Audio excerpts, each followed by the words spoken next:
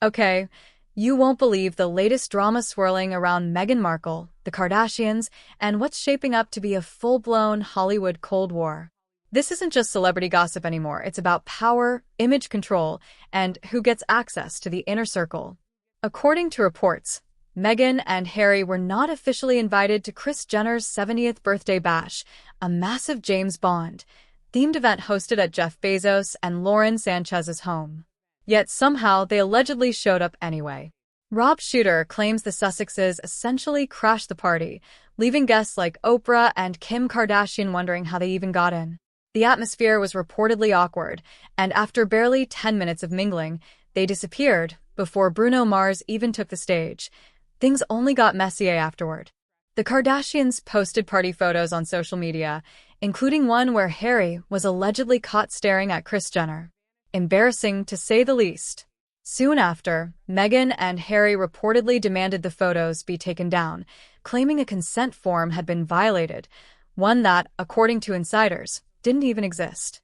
That demand apparently infuriated the Kardashians, especially Kim, who viewed the party as her personal project.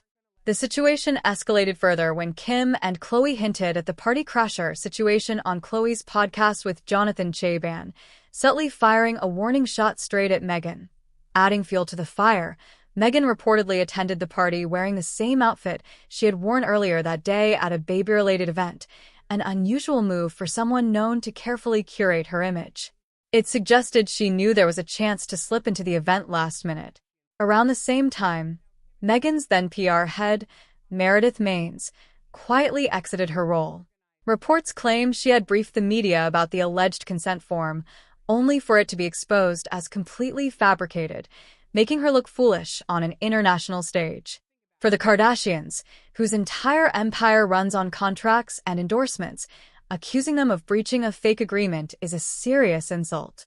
If the Sussexes truly gatecrashed the party and then lied about consent, it's likely the last Kardashian invite they'll ever see, but the chaos doesn't stop there.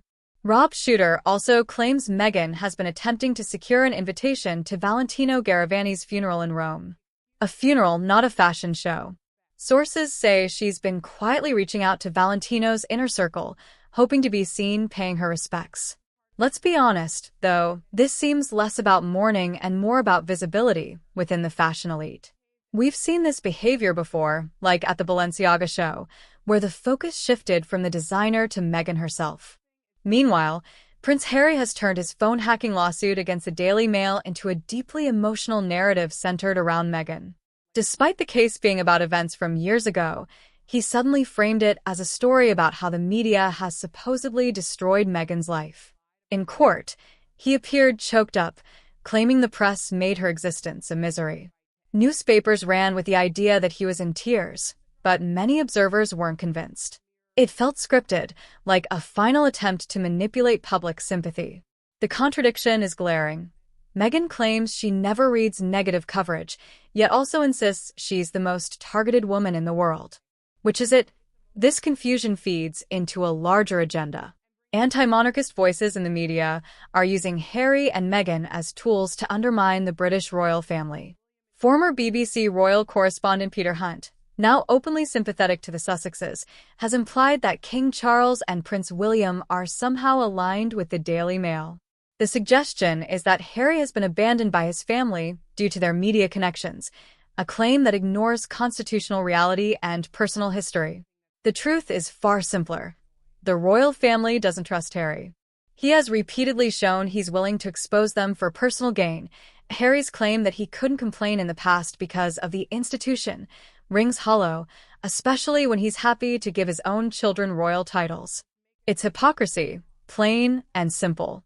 Without royal connections, titles, and controversy, Harry and Meghan are just celebrities, and not particularly compelling ones. Yet they continue to play the victim while benefiting from the very institution they claim to despise. In the end, this circus isn't just about Meghan, Harry, or the Kardashians. It's about how easily public attention is manipulated. The media fuels outrage for clicks, turning every rumor into a spectacle while ignoring real global crises. Wars, poverty, climate change, these issues take a back seat to celebrity drama. That's the real problem. We need to stop letting celebrities and media narratives distract us from what actually matters. They're not heroes. They're not gods. And they're certainly not worth sacrificing common sense or our institutions for.